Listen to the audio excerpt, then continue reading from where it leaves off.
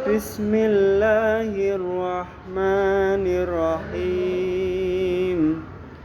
Assalamualaikum warahmatullahi wabarakatuh. Gimana kabar kalian anak-anak di rumah? Semoga selalu sehat dalam lindungan Allah Subhanahu wa taala. Amin amin ya robbal alamin. Oke, dalam kesempatan kali ini Ustadz Hilmi akan menyampaikan pelajaran tarikh kelas 3 yang berjudul Tahanuts di Gua Hiro dan turunnya wahyu pertama kerasulan Nabi Muhammad Sallallahu Alaihi Wasallam yang ada pada halaman 11 ya, modul tarikh kelas 3 yang ada pada halaman 11 ya. Kita bahas bareng-bareng. Yang pertama, Tahanuts di Gua Hiro. Tahukah kalian apa itu Tahanuts? Coba, ada yang tahu tidak apa itu Tahanuts? Misbah tahu Misbah? Tahanuts Misbah? Tahanuts adalah mengasingkan diri untuk beribadah kepada Allah ketika hampir berusia 40 tahun.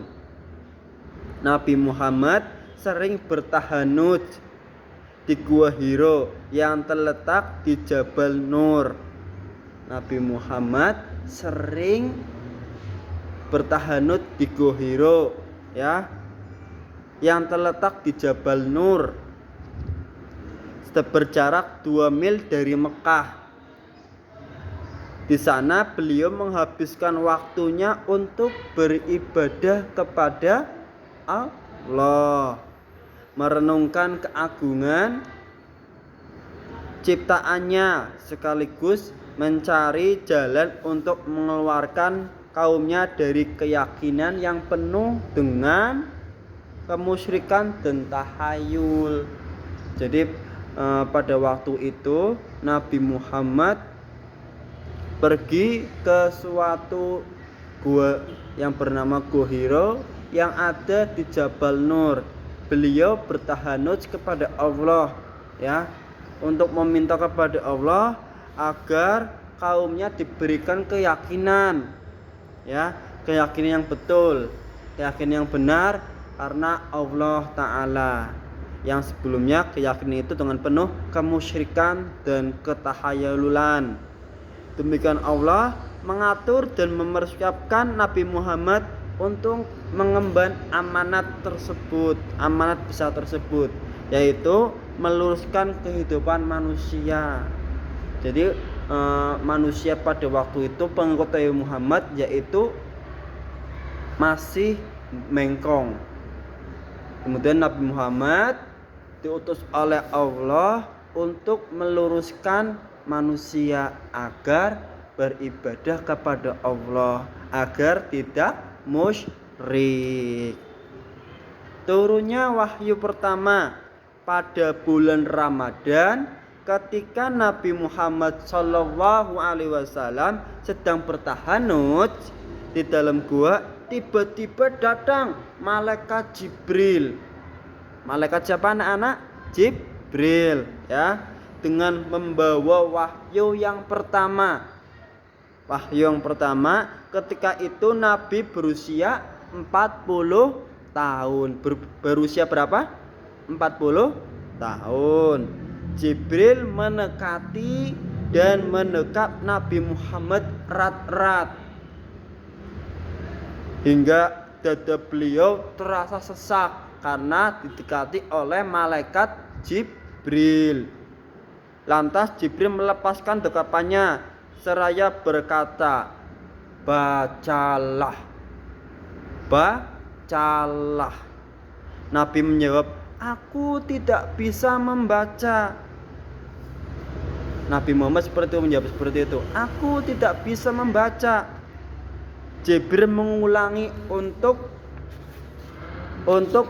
kedua kalinya, akan tetapi Nabi Muhammad tetap menjawab, aku tidak bisa membaca. Setelah 3 kali Jibril berkata, bacalah dengan menyebut nama Tuhanmu yang telah menciptakan dari segumpal darah. Bacalah, dan Tuhanmu lah yang maha mulia, yang telah mengajarkan dengan pena, yang telah mengajarkan kepada manusia apa-apa yang tidak ia ketahui.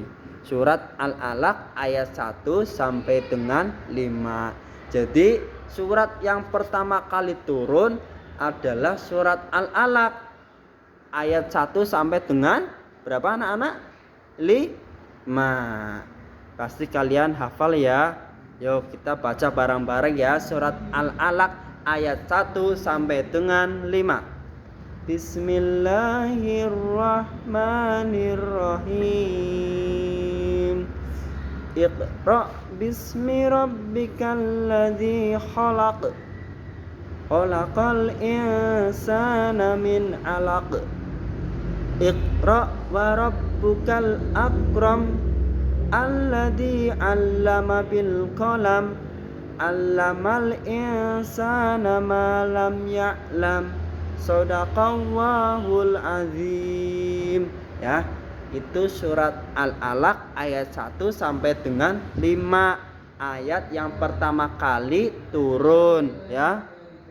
Kemudian dengan hati bergetar dan berkeringat yang membasahi sekujur tubuh Nabi Muhammad karena ditekati oleh malaikat Jibril, beliau telah diangkat menjadi nabi.